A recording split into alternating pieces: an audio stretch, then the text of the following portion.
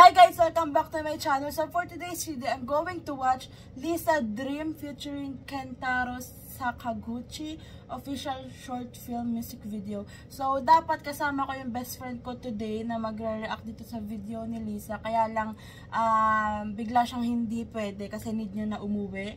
Kaya ngayon ako lang guys yung magre-react and I'm super excited kasi 'di ba grabe tong song na to, sobrang ganda. Actually, one of favorite ko siya dun sa album ni Lisa kasi nga gusto ko yung boses ni Lisa dito and yung song mismo, yung lyrics.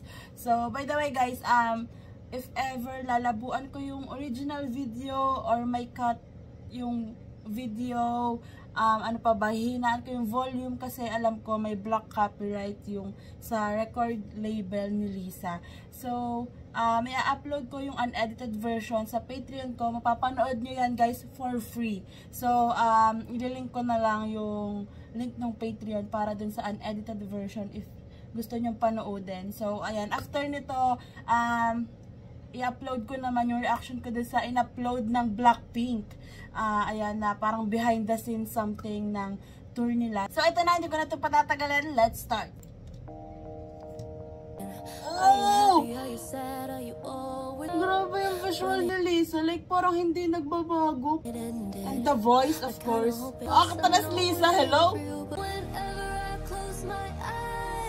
Niyo ba ako, inaalala kong 2019.